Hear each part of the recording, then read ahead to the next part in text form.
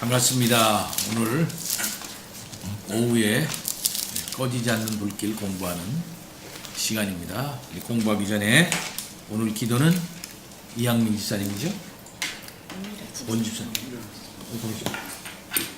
엄민아 집사님이십니다. 네, 엄민 집사님 기도해 주시고 시작하겠습니다.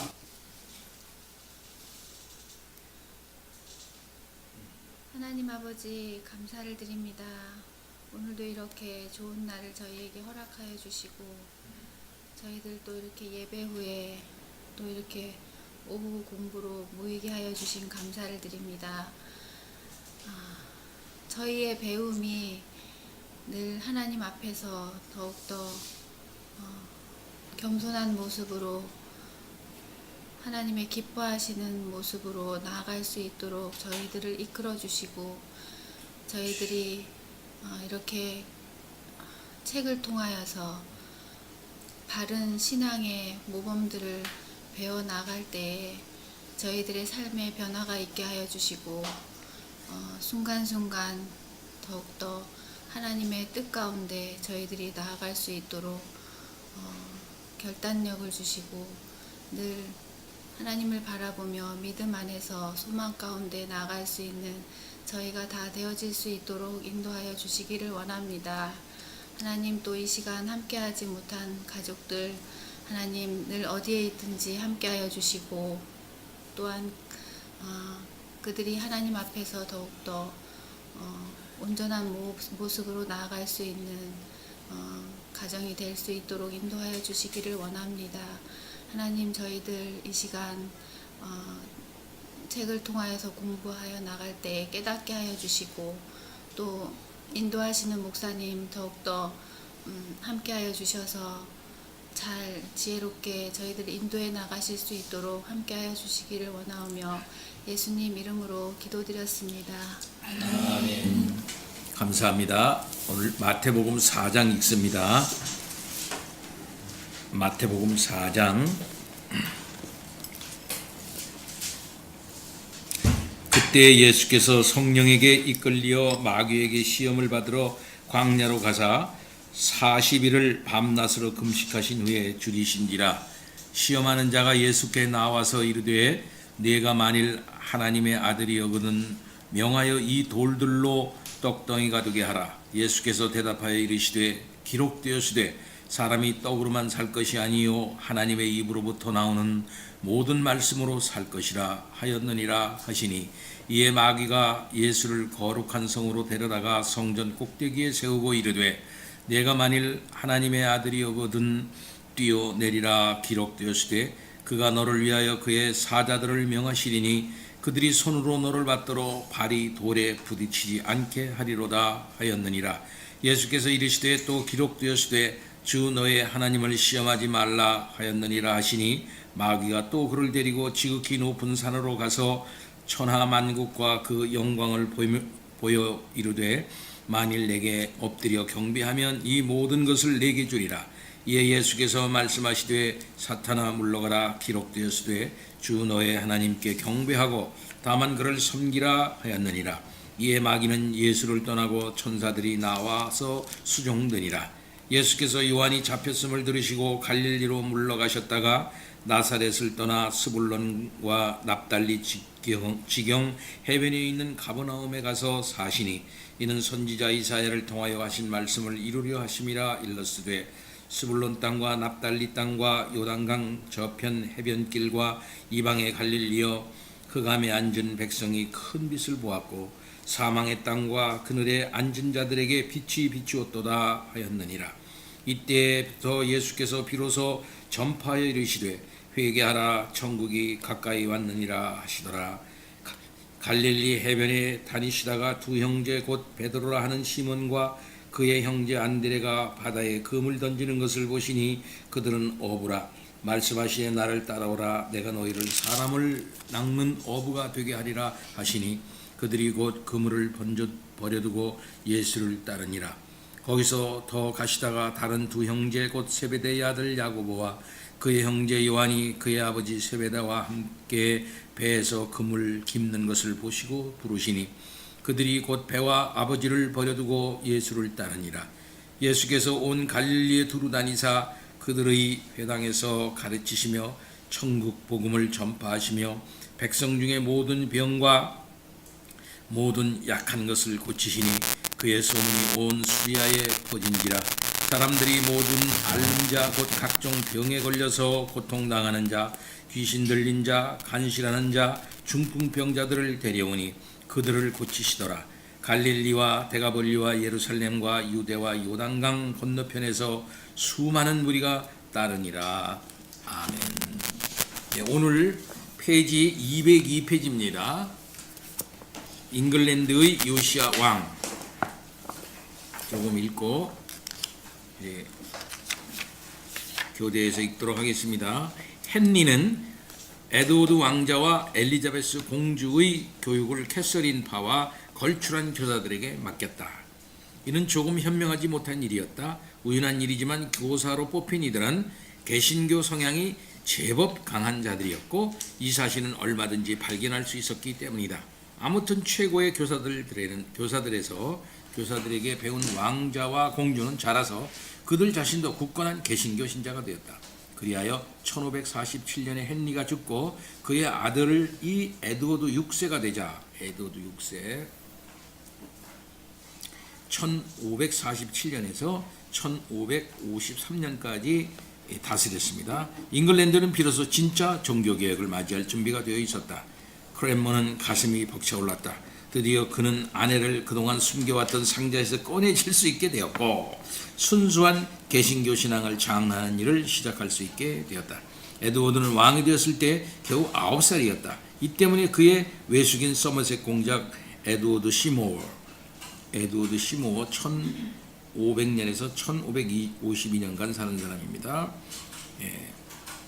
시모어가 호국경이 되어 왕의 대리자로 다스렸다. 바로 이 에드워드 시모어가 크렘모와 더불어 프로테스탄트 개혁 작업을 시작을 했다. 하지만 에드워드는 이 모든 일이 결코 꼭두각시가 아니었다. 나이는 어렸으나 그가 경멸조로 카톨릭 나부랭이라 부르던 것들을 지독히 싫어했고 개신교가 확실히 믿는 내용 중에서도 사변적인 색채가 두드러진 것들 역시 아주 싫어했다.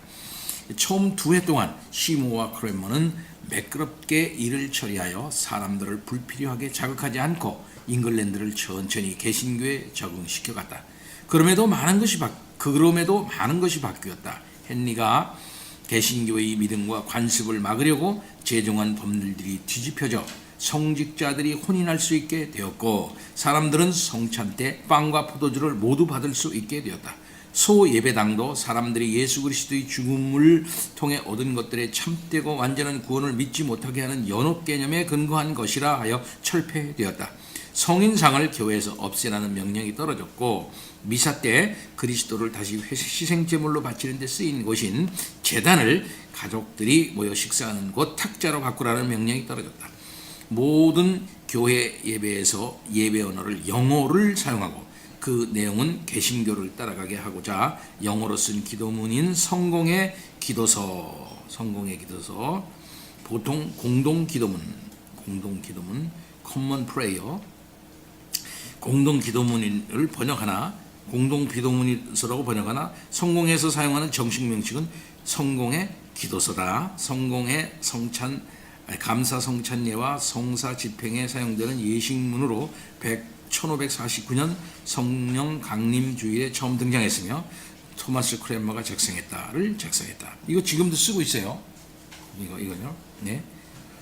종교개혁 전에는 카톨릭 교회 무스터 주교였으나 종교개혁 뒤 잉글랜드 성공회를 이끈 인물인 휴 라티머 같이 뛰어난 수많은 설교가들은 집안 식구끼리 나누는 대화에서도 그 이름이 오르내리기 시작했다. 자기 힘으로 설교를 준비할 능력이 부족한 성직자들을 생각하여 이신칭의를 분명하게 설명해 놓은 새 설교집, 그냥 읽기만 하면 되는 기성 설교문을 모아놓은 책이다를 만들었다. 요즘도 요런 설교문이 전해져요. 제가 미국 도서관 가가지고 쭉 살펴보니 요런 게 있더라고. 그대로 그때 콤먼 프레이어 그 다음에 요런 설교문 여기 그대로 있더라고요. 확인해 봤습니다. 또 안수를 받는 이들에게는 새로 기대할 것이 생겼다. 이제는 목사가 된다는 것이 미사 때 희생제물을 올리는 제사가 된다는 것이 아니라 무엇보다 설교를 하는 사람이 된다는 의미가 분명해졌다. 미사 집전하는 사람이 아니라 설교를 하는 사람이 분명해졌다 이거지. 이런 목적에 맞게 안수를 받는 사람들에게는 사제복을 입혀주는 대신 성경을 수여했다. 근데 이게 참 안수를 받는 사람들에게 사제복을 입혀주는 대신 했을 때 여러분 어떻게 생각합니까? 목사 안수 받으면은 그 가운을 입혀주는 예식이 있어요. 그 다음에는 장로 있잖아. 장로 안수 시험 가운 입혀주는 그런 식도 있고 그래요. 그 순서가. 이게 개혁적이겠습니까? 여기서도 성공에서도 안 하는 짓을 한다 이 말이에요. 이게 개혁교회가요. 예? 이게 그냥 그거 철폐돼야 돼 교회. 요즘 장로교회 우리 예식에서. 근데 원래 순서랑 있는 것도 아니에요. 그게 폼으로 있는 겁니다. 보통 교인들 앞에서 한번 폼 잡는 것밖에 안 되는 거예요. 왜 꼭 목사 안수 딱 하면 가운으로 입혀주는 식을 딱 이렇게 그 사람 가운 입혀주고 악수례는 합니다. 악수례는 왜 그러면 똑같은 장로가 됐고 똑같은 목사가 됐으니까 우리 장로회 목사 장로회죠. 장로회에 같이 이렇게 참여하게 됐습니다. 인사하는 식으로 악수례를 이제 안수위원들하고 같이 하거든요. 또 그 다음에 꼭 보면은 저 가운을 입혀주는 저기를 해. 그리고 가운은 교회에서 미리 만들게 해. 다 교회에서 다 이렇게 해가지고 넣을 것이라고 생각해. 안 해. 알다시피 우리 선생이신 박윤선 박사가 나 가운 입은 거 한 번도 못 봤어요. 그렇게 오랫동안 한 번도 못 봤어.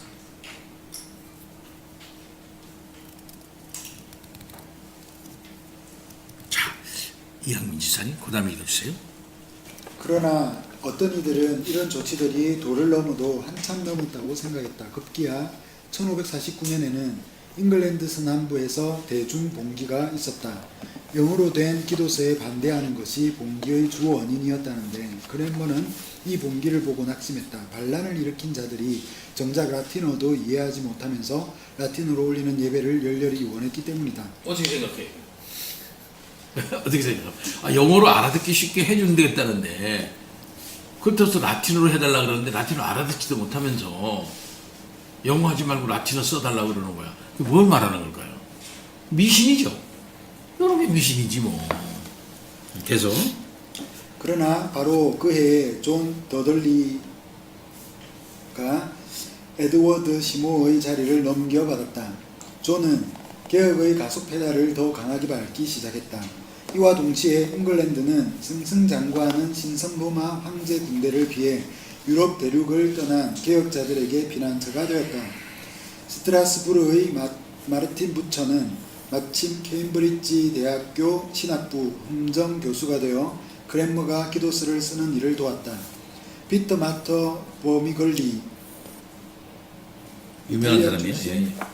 신학자로 잉글랜드 종교개혁에 많은 영향을 준 인물. 또 때마침 옥스퍼드 대학교 신학부 hum정 교수가 되어 크랜머가 기도서를 다시 고쳐 쓰는 일을 도왔다.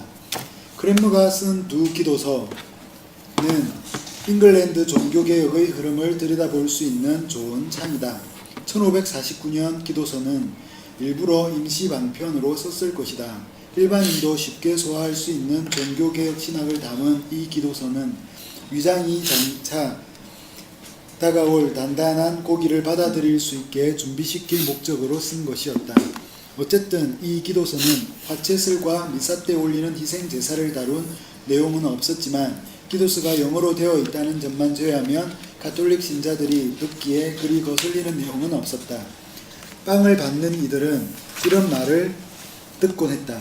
이것은 우리 주 예수 그리스도께서 그대를 위해 내어주신 몸이니 이 몸이 그대의 몸과 영혼을 보존하여 영생에 이르게 하리로다.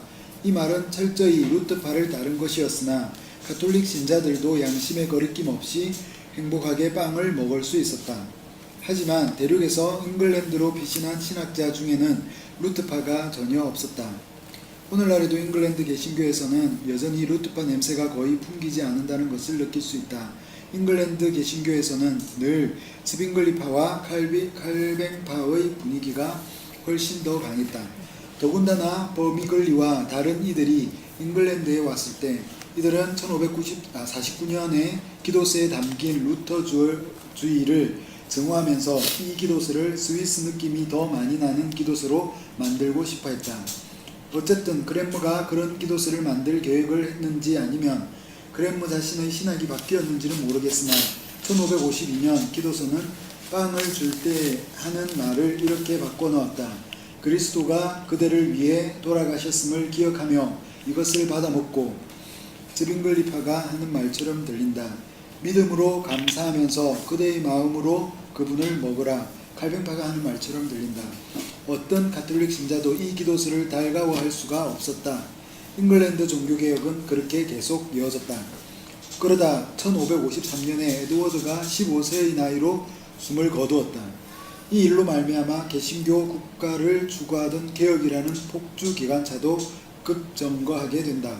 에드워드는 골수 가톨릭 신자인 자신의 이복 누이 메리가 보위에 오른다면 에드워드 자신이 이루어 놓았던 모든 일을 다 물거품으로 만들어 버리리라는 것을 알았으며 그런 일이 닥칠까봐 두려워했다. 이 때문에 에드워드는 생사를 건 계획을 세우는 일을 돕는다. 더덜리는 메리의 사촌이요 확실한 개신교 신자이며 왕이 계승 순위에서 헨리 8세가 낳은 자녀들 다음 순위에 있었던 제인 그레이가 메리가 등극하기 전에 확실히 여왕의 자리에 오를 수 있게 만들려 했다. 그리하여 에드워드가 죽자 곧바로 런던에서는 제인을 여왕으로 발표했다. 그러나 모든 일이 허사가 되고 말았다. 메리는 재빨리 지지 세력을 모아 런던에 들어온 뒤 제인을 런던 탑으로 보내버렸다. 그 계획은 대다수 사람들의 관심사가 개신교 신자가 왕이 되느냐보다는 왕이 계승 순위에 따라 정당하게 왕이 되느냐였음을 알아차리지 못했다. 심지어 프로테스탄트 신자들조차도 메리를 지지했는데 이 여자가 자신들을 얼마나 잔인하게 대할지 몰라도 한참 모르는 행동이었다. 에드워드 6세가 이렇게 젊은 나이에 15살에 죽고 그 다음에는 제인 그레이를 세우려고 했으나 한 다음에 실패하고 메리가 이제 왕이 됐다 이 말이죠. 피에 메리 이게 브라우드 메리야. 브라우드가 아니라 브라우드 메리. 브라우드 P BLLOD 피에 메리. 메리는 아라곤의 캐서린이 낳은 딸이었다. 캐서린이 딸이라 이 말이죠. 자, 우리 재영이 조금 더 읽어주세요. 누가 봐도 틀림없는 공주로서 로마 가톨릭을 따른 헨리의 궁정에서 자라났지만 헨리가 캐서린을 제거하고 로마와 관계를 끊어버리자 하루아침에 공주로서 정통성이 없다고 선언당하고 자신의 종교인 가톨릭교를 포기하도록 압박을 받게 되었다. 메리에게 개신교는 그냥 이단이 아니라 자신에게 닥친 모든 재앙의 근원이었다. 메리는 최대한 신속히 잉글랜드를 로마에게 되돌려주었다. 개신교를 따르는 주교들은 공직에서 쫓겨났고 토마스 크랜머가 앉아있던 캔터베리 대주교 자리는 레지널드 폴 추기경이 대신 차지했다. 교회에서 정경을 치워버렸고 혼인한 선직자는 그 아내와 헤어져야 했다. 요컨대 나라의 시계는 메리의 아버지가 모든 것을 바꿔놓기 이전으로 되돌아갔다. 메리 아버지 누구죠? 헨리 8세. 그래서 메리의 아버지가 바꿔놓은 일은 모조리 일어나지 말았어야 할 역겨운 과거 취급을 받았다. 잉글랜드도 많은 점에서 메리가 취한 조치를 간절히 원하는 것 같았다. 물론 새 질서에 저항하는 요소가 몇 차례 있었지만 고통스러운 세상에서 구원받은 것처럼 보이는 이들도 많았다. 가톨릭 교회가 쓰는 온갖 물건, 형상, 사제복 따위가 다시 등장했다. 가톨릭 신자들이 에드워드 시대의 창소 작업을 피해 감춰놓은 것들이었다. 에드워드의 개혁이 모든 이에게 인기가 있었던 것은 아니었음이 분명히 드러났다. 그렇다 해도 20년 역사를 모조리 지워버리기는 불가능했다. 만사를 원래 그 상태로 완벽하게 되돌릴 수는 없었다. 당장 한 예를 들어보면 수도원과 수도원 땅을 모두 원상복구하는 것부터가 불가능했다. 수도원 땅을 사들였던 새 지주들 입장에서는 미사에 가는 것은 행복한 일이었을지 몰라도 그들이 차지한 땅을 되돌려줄 마음은 눈꼽만큼도 없었기 때문이다.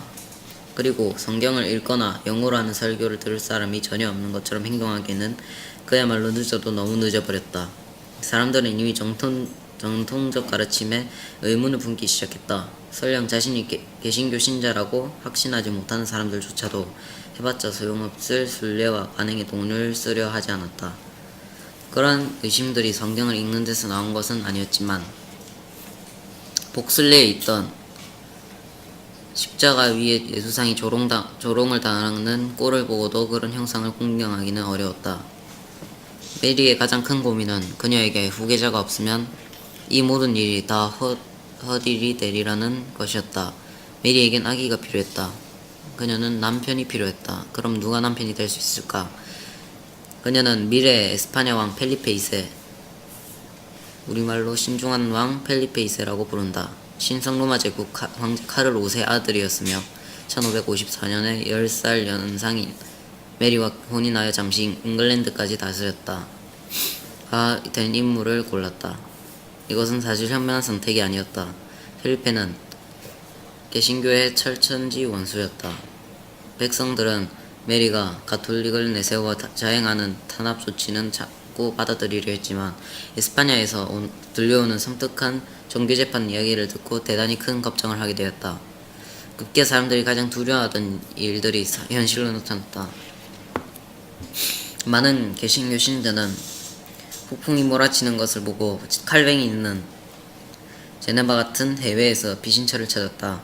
잉글랜드에 남아 조용히 활동하면서 그들이 보는 불온서적을 은밀히 배포하고 지하교회에서 이런 모임이 아주 큰 경우도 종종 있었다를 갖기로 결심한 일들도 있었다. 잉글랜드에 남았으나 낙히 움츠리지 않은 자들은 화형을 당했다.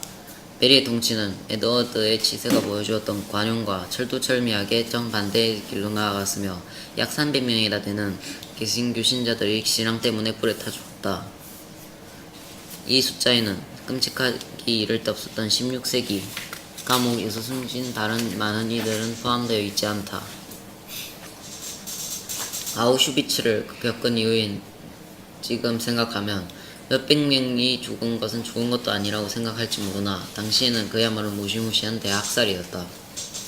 메리 시대에 희생당한 아주 유명한 인물 중에는 캔터베리 대주교였던 토마스 크랜머, 유명한 설교자요 우스터 주교인 휴 라티머, 런던 주교인 니콜라스 리들리가 있다. 1555년 리들리와 라티머는 옥스퍼드에 있는 브로드 거리 끝에서 서로 등을 맞대고 함께 화형당했다. 80세가 다 되었던 라티머가 먼저 숨을 거두었는데 불 속에서 숨져가며 이렇게 외쳤다. 리들리 선생, 마음을 편히 먹고 사나이 답게 행동하시게. 우리는 오늘 하나님의 은혜로 잉글랜드에서 이런 촛불을 밝히네.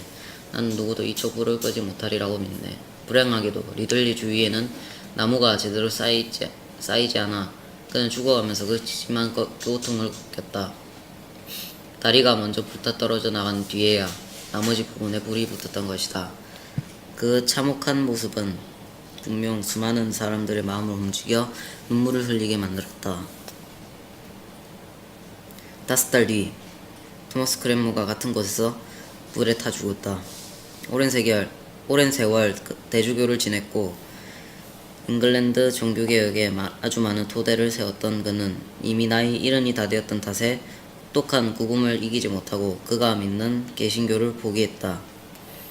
이는 메리의 통치가 거둔 승리였다. 하지만 비록 크랜머가 개신교를 저버렸어도 크랜머라는 인물 자체가 종교개혁의 화신이었기에 어쨌든 그를 죽여야 한다는 결정이 내려졌다.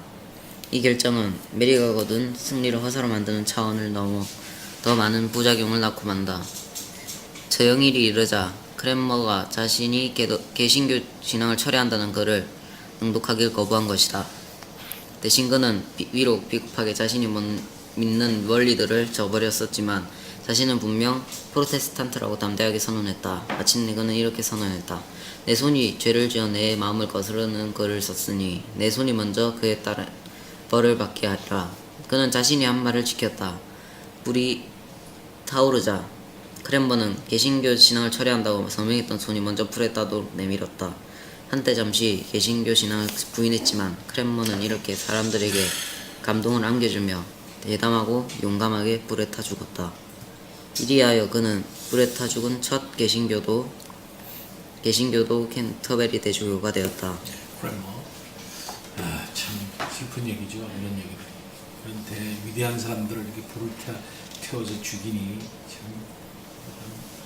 제가 이제 이 크랜머의 전집이 이만한 게 3권이 2권인가 이렇게 두꺼워요. 크랜머 전집이 큰 게 이렇게 저기 있는데 그때 아주 오래전에 나온 책인데 참 이런 위대한 사람들을 이렇게 그러니까 이제 피에 메리라 그러네요. 자, 원주사님 감사합니다. 이렇게 많은 순교자들이 보여준 뜻밖의 굳센 용기가 메리의 잔혹한 통치와 맞물리면서 백성들도 마음이 흔들릴 수밖에 없었다. 이런 화형 장면들은 폭군이 로마와 한통속이 되어 폭정을 저지른다는 인상을 백성의 양심 속에 심어주었고, 메리와 에스파냐의 관계를 지켜본 사람들은 순교자들을 잉글랜드의 애국자로 보게 되었다. 이를 깨달자 1558년에는 사람들이 보지 않는 곳에서 이단들을 태워 죽이라는 결정이 내려졌지만 너무 늦은 결정이었다. 메리가 자녀를 낳았다면 잉글랜드는 공식적 차원에서 가톨릭 국가로 남아 있었을 가능성이 높다. 하지만 메리가 오랫동안 임신이라고 생각해 왔던 것이 실은 위암으로 밝혀졌고, 결국 그녀는 1558년 11월 17일에 숨을 거두었다. 네, 위암으로 죽었네요. 예. 그리고 몇 시간 뒤 메리가 세웠던 캔터베리 대주교도 그녀의 뒤를 따랐다. 결국 피엘 메리가 화형과 에스파냐 맺은 인형과 로마를 섞어 만들었던 칵테일은 잉글랜드 사람들로 하여금 그녀가 그렇게 다시 강요하려 했던 가톨릭교에서 멀어지게 만드는 결과만 만들어내고 말았다. 피난민이 되어 이 모든 일을 해외에서 지켜보았던 이들은 이전보다 더 뜨거운 열정을 품고 잉글랜드로 돌아와 가톨릭의 잔재를 말끔히 없앴다. 메리가 죽자 이제 가톨릭에 반대하던 열렬한 개신교의 물결이 다시 잉글랜드 해안으로 밀려오게 된다. 이는 여호와께서 행하신 것이요 우리 눈에 기이한 바로다. 젊은 공주 엘리자베스는 시편 118편 23절에 있는 이 말씀과 더불어 메리가 죽고 이제 자신이 여왕이 되었다는 소식을 기뻐하며 받아들였다. 엘리자베스는 이제 확실히 목숨을 건졌다. 그녀가 대학살에서 살아남고 그의 조국이 개신교로 돌아가게 된 것은 거의 기적이었다. 이게 누구죠? 엘리자베스 1세입니다. 엘리자베스 1세. 결국은 이 여자분으로 인해서 영국 교회가 거의 완성된다 이렇게 말할 수가 있어요. 근데 이분도 이제 결혼 문제 때문에 아주 또 저기를 합니다. 그래서 헨리 8세의 처녀인 엘리자베스는 아버지를 붕어빵처럼 쏙 빼닮았다. 오만하기도 하고 넘치는 에너지를 가졌던 엘리자베스는 번갯불처럼 재빠른 기질을 발휘할 수 있는 유연한 생각을 갖고 있었으며, 메리 치세 때도 밀려나지 않고 살아남을 만큼 정치적 수완도 있었다. 그런 여자였기에 모든 사람이 엘리자베스가 개신교를 다시 들여오리라는 것을 알고 있었다. 엘리자베스의 어머니는 헨리가 로마와 관계를 끊게 만든 원인을 제공한 앤 불린이었다. 로마는 헨리와 앤의 혼인을 인정하길 거부했기 때문에 엘리자베스도 정통성이 없다고 보았다. 이는 곧 엘리자베스는 여왕일 수 없다는 말이었다. 결국 엘리자베스는 프로테스탄트가 될 수밖에 없었다. 하지만 우연히도 사실 그녀는 이미 자신의 깊은 확신을 통해 프로테스탄트가 되어 있었다. 엘리자베스가 왕위에 오른 지 1년도 안 되어 메리가 단행한 종교개혁 조치들은 물거품이 되었고, 새 수장령은 엘리자베스를 잉글랜드 교회의 최고 집행자로 선언했다. 새 수장령이라고 했어요. 원래는 이거 누가 했죠? 처음에 헨리 8세도 한 거죠. 그 다음에 그걸 갖다 이제 확정한 겁니다. 계속. 헨리는 최고 대표였다. 이 새 징후는 가톨릭 신자들의 귀에 덜 거슬리면서도 여자는 대표, 곧 머리가 될 수 없다고 믿었던 개신교 신자들을 덜 자극하려고 만든 것이었다. 다시 한번 교황이 아니라 군주가 교회를 다스리게 되었다. 이에 더하여 새 기도서도 반포했는데 이번에도 기도서에 담긴 독특한 신학은 당시 사정을 그대로 반영했다.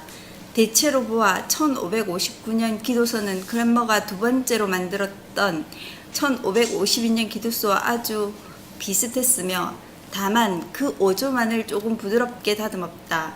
예를 들어 이제 교황과 교황의 폭정 그리고 그의 모든 역겨운 죄악들에서 구원을 받게 해달라는 기도는 기도서에 존재하지 않았다. 그러나 이번에도 빵을 나눠줄 때 하는 말은 아주 장황했다. 1559년 기도서에서는 빵을 나눠줄 때 하는 말이 이렇게 바뀌었다. 이것은 우리 주 예수 그리스도께서 그대를 위해 내어주신 몸이니 이 몸이 그대의 몸과 영혼을 보존하여 영생에 이르게 하리로다. 이는 1549년 기도서에서 가져왔다. 그리스도가 그대를 위해 돌아가셨음을 기억하며 이것을 받아먹고 믿음으로 감사하면서 그대의 마음으로 그분을 먹으라. 이는 1552년 기도서에서 가져왔다.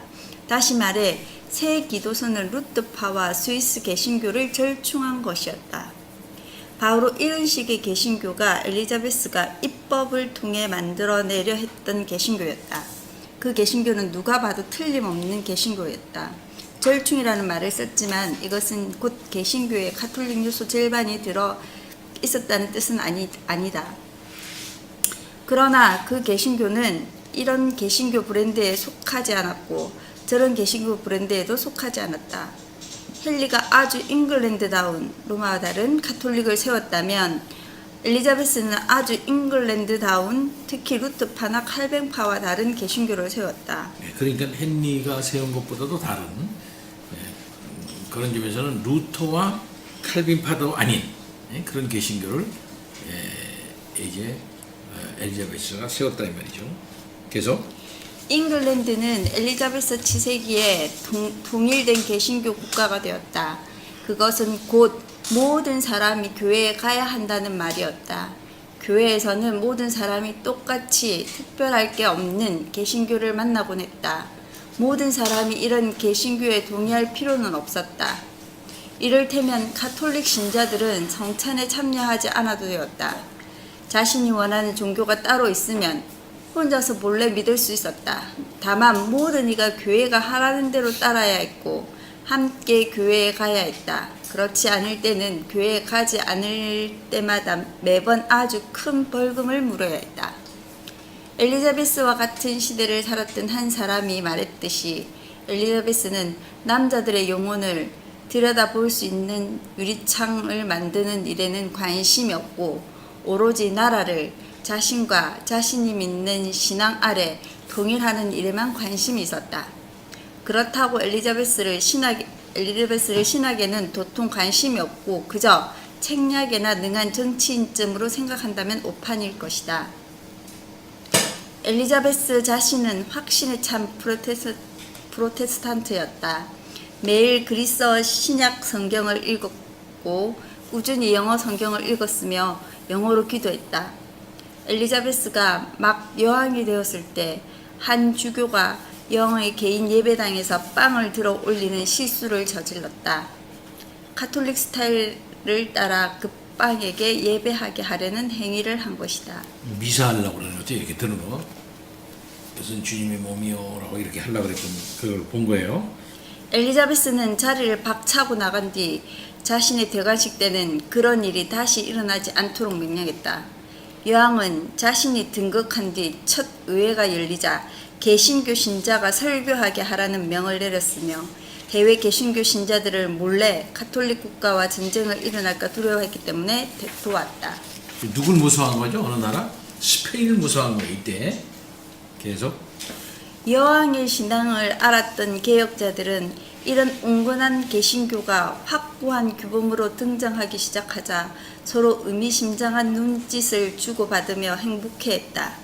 분명 이것은 시작에 불과했으며 종교개혁의 길을 서두르지 않고 천천히 밟아가려는 오랜 전술을 보여주는 것이라 생각했다. 하지만 엘리자베스가 종교개혁 문제를 이 정도 선에서 마무리해야 한다는 생각을 가졌다는 게 분명해지자 개혁자들은 엄청난 충격을 받았다. 교회를 더 개혁할 수 있는 방법과 관련하여 발전된 아이디어를 갖고 제네바에서 돌아왔던 개혁자들이 볼 때 엘리자베스는 그들에게 전혀 시간을 내어주지 않는 사람으로 보였기 때문이다. 엘리자베스는 잉글랜드가 프로테스탄트 국가여야 한다는 확신도 굳게 갖고 있었지만 마찬가지로 이 때문에 프로테스탄트 이상주의에 시간을 내줄 수는 없다는 확신도 굳게 갖고 있었다.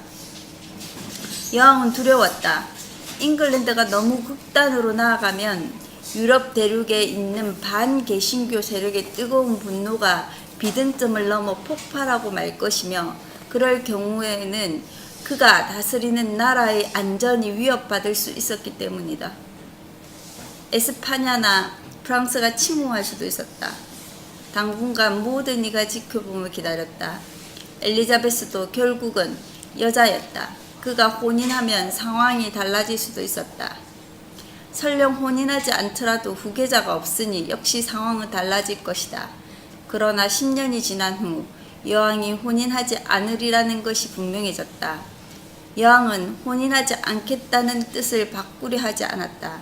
그러다가 1570년에 교양 비오 5세가 엘리자베스를 파문하고 왕위에서 쫓아내며 잉글랜드 카톨릭 신자들을 들어 여왕에게 복종하지 말 것을 요구함으로써 이런 상황을 바꿔보려고 했다. 그러나 이는 현명하지 못한 행동이었다. 이전에 관용을 베풀어 용인했던 로마 카톨릭은 이제 반역이 되었다. 잉글랜드에서는 더 이상 로마 카톨릭 사제들을 훈련하지 않았다. 때문에 잉글랜드 카톨릭 신자들이 만날 수 있는 영적 젖줄은 오로지 외국에서 훈련받고 잉글랜드로 들어와 카톨릭 신자들을 몰래 섬긴 극소수 사제들 뿐이었다. 그러나 이제 이런 사제들은 국경을 몰래 넘어왔다는 이유로 외국의 적대 세력이 보낸 위험한 첩자 취급을 받았다. 요컨대 교황에게 충성하는 자라면 그들은 반역을 선동하는 자들임이 분명하다는 것이었다. 이렇다 보니 카톨릭 신앙도 쉬쉬하며 숨겨야 하는 일이 되었다. 카톨릭을 믿는 부잣집들은 그들을 섬기는 사제들을 외딴 시골집에 있는 사제의 은신처에 숨겨두고 겉으로만 개신교를 따른 채 했다. 이런 은밀한 행위는 늘 의심을 키워줄 뿐이다. 세월이 흐르는 사이에 국민들 사이에서는 몰래 숨어있는 가톨릭을 두려워하는 마음이 커갔다. 그것은 그냥 근거 없는 두려움이 아니었다. 교황뿐 아니라 가톨릭을 믿는 모든 반종교개혁 세력들이 유럽의 통일국가 중 유일한 개신교 국가에 맞서려 하고 있었다. 엘리자베스가 이끄는 개신교 체제를 무너뜨릴 수만 있다면 개신교에게 치명타를 날리는 셈이었다. 예, 그까지 많이 읽으셨어요. 예, 엘리자베스 체제가 이제 이렇게 됐고, 그 다음에 엄집사님. 공공연히 엘리자베스를 암살하려는 움직임이 있었다. 엘리자베스가 죽으면 근실한 카톨릭 신자였고 스코틀랜드 여왕이었던 그의 사촌 메리가 왕위 계승권을 가졌기 때문에 메리가 엘리자베스의 자리를 차지하게 되어 있었다. 이리하여 메리는 엘리자베스를 제거하려는 카톨릭 쪽 음모의 진원지가 되어버렸다. 블러드 메리가 아닙니다. 이 메리는. 예, 계속. 그러나 카톨릭 진영은 우두머리로 내세울 인물을 골라도 하필 가장 못난 인물을 골랐다. 엘리자베스는 영리함 그 자체라 할 정도로 비상한 인물이었으나 메리는 결코 엘리자베스 같은 사람이 아니었다. 메리는 이미 스코틀랜드에서도 온 백성에게 따돌림을 받는 처지가 되어 잉글랜드로 피신할 수밖에 없었다. 그런데도 메리는 이런 사태를 대수롭지 않게 생각했다. 자기 사촌인 엘리자베스가 분명 자신을 돌봐주리라고 생각했던 것이다. 그러나 엘리자베스는 자신을 암살하려는 모든 음모의 마스코트가 되어버린 이 여자와 실제로 함께 산다는 생각에 특별한 스릴을 느끼지 않았다. 엘리자베스는 메리를 소리 소문 없이 시골로 쫓아보낸 뒤 어느 시골집에 가둬버렸다. 이제는 판세가 뒤집어졌다. 엘리자베스 측근인 개신교 신자들은 믿을 만한 칼뱅주의자의 손에서 자라난 메리의 아들 제임스가 스코틀랜드로 돌아가면 메리라는 골칫거리는 제거가 되어야 한다는 것을 알았다. 메리가 엘리자베스보다 앞서 죽으면 왕위는 개신교 신자인 제임스에게 갈 것이니 모든 근심이 사라질 것이라고 생각했던 것이다. 그러다가 엘리자베스의 부하 한 사람이 자신이 구금당한 것에 분개하던 메리가 엘리자베스를 제거하려는 음모에 가담했다는 확실한 증거를 정말 찾아냈다.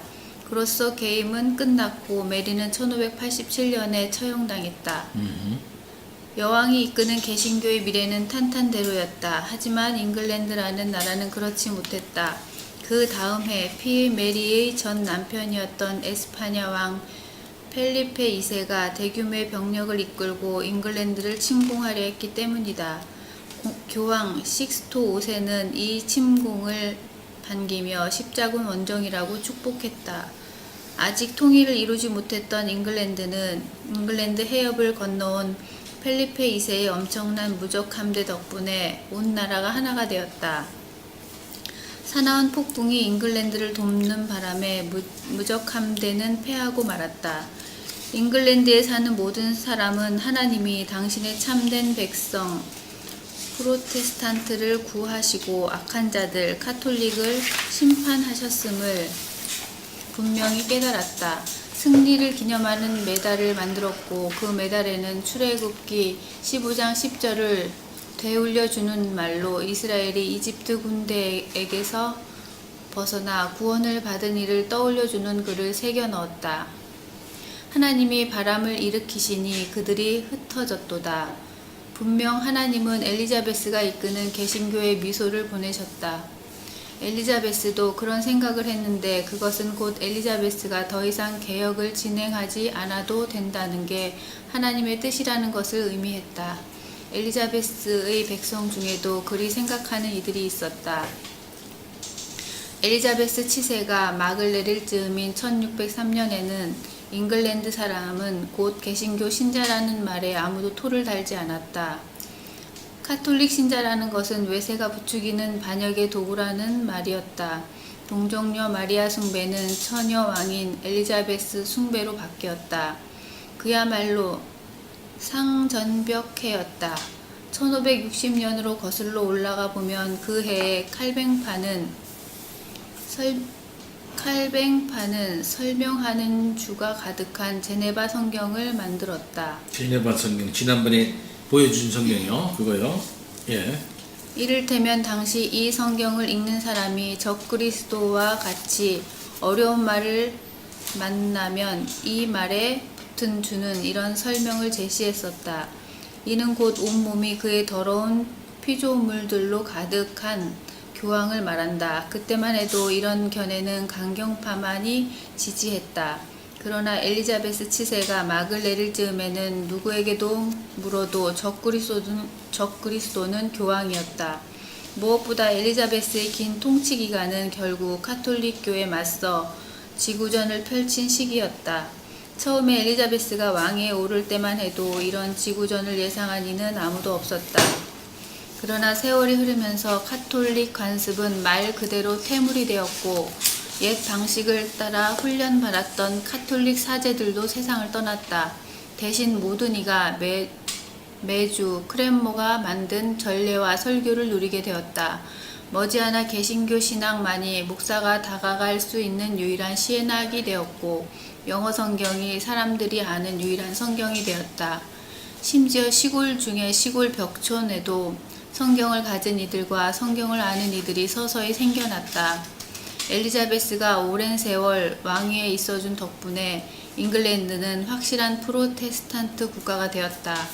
다만 이 장기 집권으로도 이루지 못한 일이 있었다면 백성들 자신을 확실한 개신교 신자로 만들지 못한 것이었다. 예. 엘리자베스 통치가 이렇게 나름대로 안정을 이루어서 있었습니다.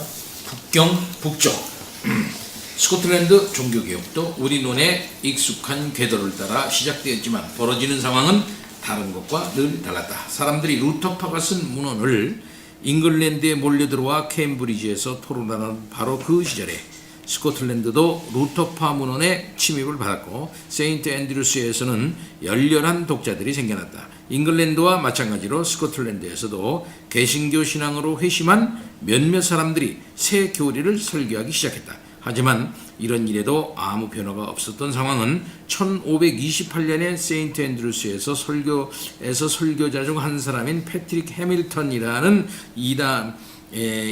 이단이라는 제목으로 붙잡혀 화형을 당하면서 알려졌다. 이 사건은 스코틀랜드에서 개신교의 면모를 부각시켜 주었을 뿐 아니라 많은 이들이 대체 이 새로운 가르침이 무엇인지, 왜 이 가르침이 위험한지, 왜 한 사람이 이 가르침 때문에 죽어야 했는지 의문을 품게 되었다. 최신실 그 다음 읽어주세요. 스코틀랜드가 다른 나라와 다른 한 가지가 있었다며 당시 왕은 제임스 5세. 왕이 이미 그 나라의 교회를 거의 장악하고 있었다는 점이다. 때문에 그는 잉글랜드 왕의 헨리 8세가 그랬던 것처럼 로마와 관계를 끊을 필요는 없다고 생각했다. 그렇다고 해서 그가 얻은 이득은 무엇일까? 별게 없었다. 스코틀랜드 왕은 그저 로마와 관계를 끊는 데 관심을 갖지 않으려는 것뿐이었다. 그러다 1542년에 제임스가 죽자 종교개혁에 나설 좋은 기회가 열렸다. 왕이 계승권을 가진 군주는 이제 가난하기엔 스코틀랜드 여왕 메리였지만 에런 백자 제임스 해밀턴이 석정이 되어 다스렸다. 다음 해에 사람들은 특이한 일을 목격했다.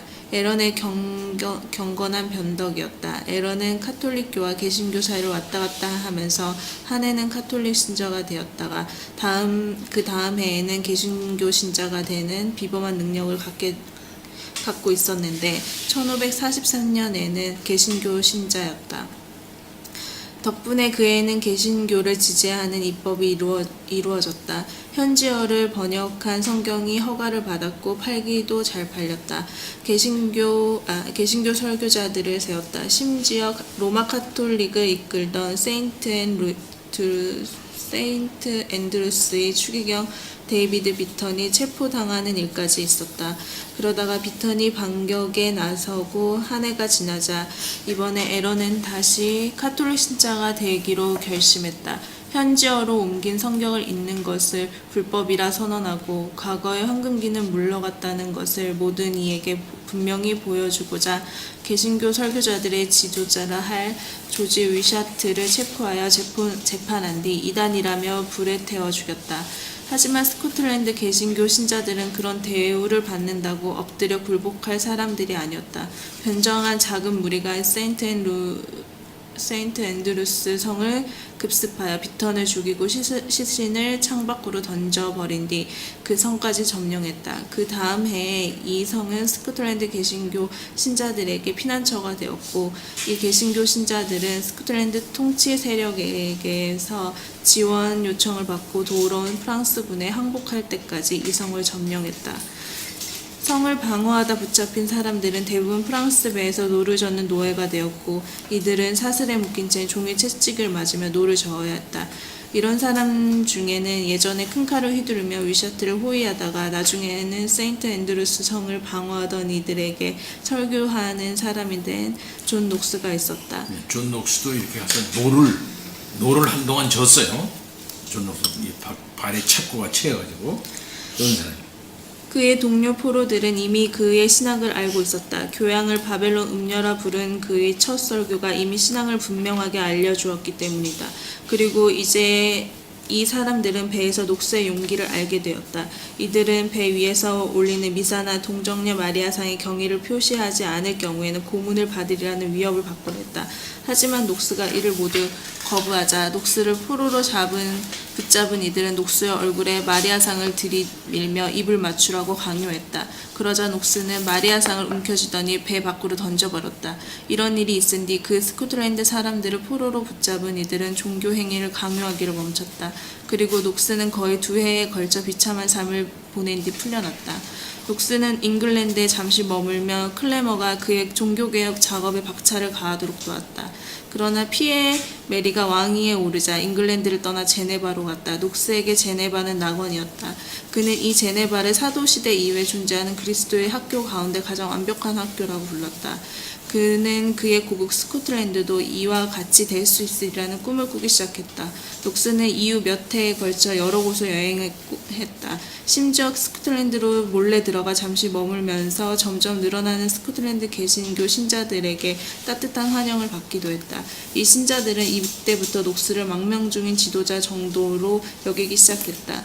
그러나 녹스는 대부분의 시간을 제네바에서 보내면서 치솟아 오르는 분노를 품고 브리튼 섬에서 벌어지는 사건들을 지켜보았다. 1558년 녹스는 끌어넘치는 자신의 분노를 이기지 못하고 여인들의 개기한 통치에 맞서보는 첫 나팔 소리를 써서 출간했다.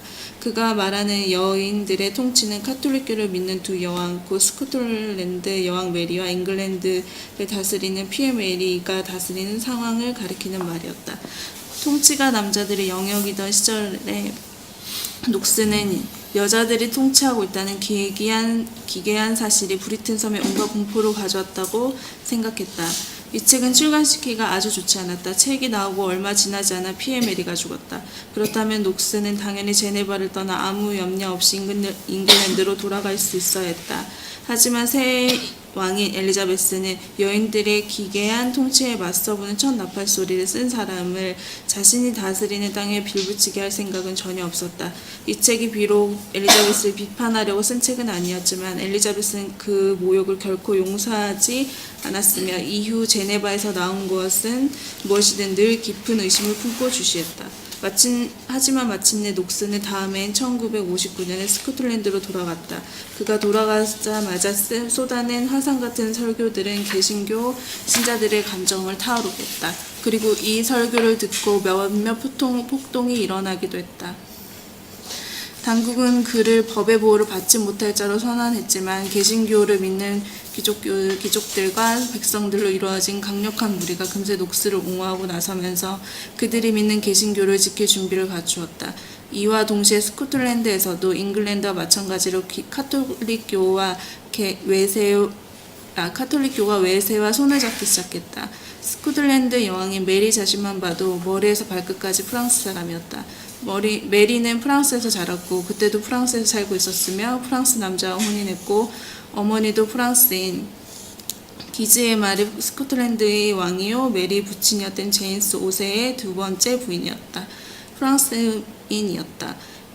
이 어머니는 에런에게 섭정 자리를 넘겨받아 메리 대신 스코틀랜드를 통치했다. 많은 스코틀랜드 사람들은 스코틀랜드가 마치 프랑스의 한 행정구역인 것처럼 생각하며 불쾌했었다. 그리하여 프랑스를 따르는 카톨릭 세력을 제거하고자 스코틀랜드의 액션과 스코틀랜드의 개신교가 뭉치기 시작했다. 물론 이 모든 소식은 저 아래 잉글랜드에 있던 엘리자베스의 귀에는 아름다운 음악이었다. 자신이 다스리는 나라 북쪽에 카톨릭을 믿는 스코틀랜드가 자리하고 남쪽에 카톨릭 국가인 프랑스가 자리했다간 우왕거리인 카톨릭 악당들에게 바쳐 옴짝달싹 못하는 처지가 될 수 있었다. 엘리자베스는 그 대신 개신교 국가인 스코틀랜드가 북쪽에 들어서게 된 것을 생각하며 기뻐했다. 그리고 군대를 북으로 보내 개신교 신자들의 승리를 거둘 수 있게 돕기로 결정했다. 이 지원군의 모습을 보이는 것만으로도 상황을 바꾸기에 충분했다. 1560년 스코틀랜드 의회는 교황이 스코틀랜드에서 더 이상 어떤 권위도 갖지 않으며 대신 모든 교리와 관습은 존 녹스가 작성한 새 신앙고백, 스코틀랜드 신앙고백을 따라야 한다는 법을 제정할 수 있었다. 네, 이 스코틀랜드 신앙고백, 존 노스가 작성한 새 신앙고백, 스코틀랜드 신앙고백을 따라야 한다. 요거에 이광호 목사가 이렇게 해가지고 그 해설한 그 책이에요. 요거에 스코틀랜드인의 신앙고백. 제가 한번 그 이광호 목사 책은 안 봤지만 스코틀랜드 신앙고백을 보니까 꽤 아주 그 성경을 잘 풀어가지고 이렇게 설명을 잘 해놓은 신앙고백이더라고요. 아주 좋아요. 구속사적으로 잘 풀었어요. 예. 그래서 스코틀랜드 여왕 메리는 이 일을 반기지 않았을지 모른다. 그러나 그녀는 여전히 프랑스에 있었으며 1년 후 스코틀랜드에 왔을 때는 이 법을 받아들여야 했다. 스코틀랜드는 이제 칼뱅주의를 따르는 국가가 되었다. 정말 놀라운 반전이었다. 1558년에는 잉글랜드와 스코틀랜드가 모두 카톨릭 국가였다.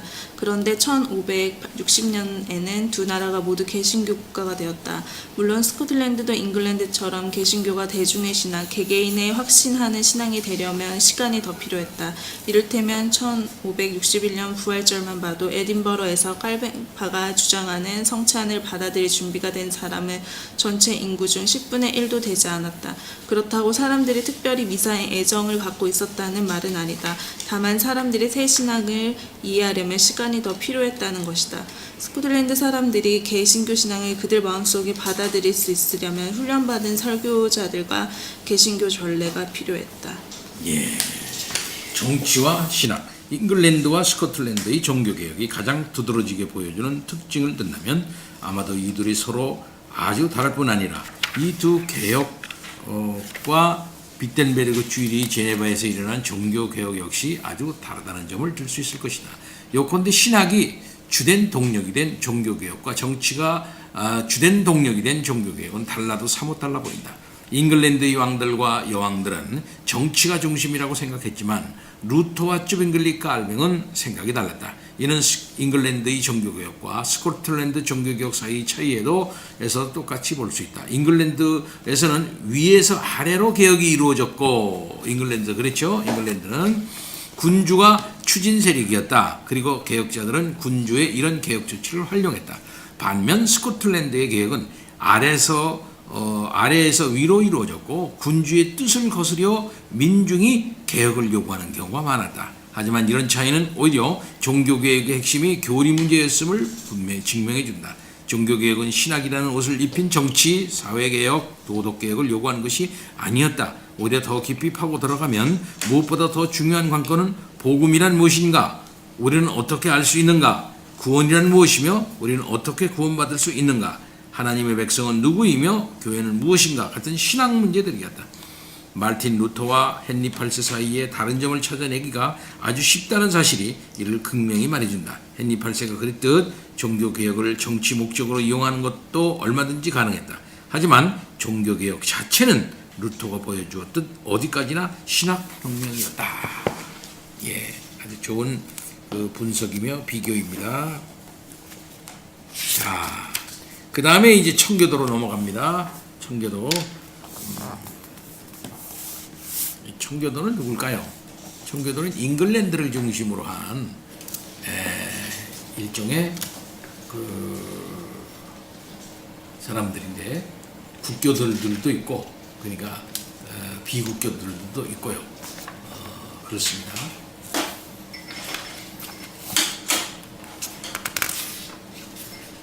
넷인데 조금 쉽시다. 페이지 231페이지입니다. 종교개혁을 개혁하라. 청교도.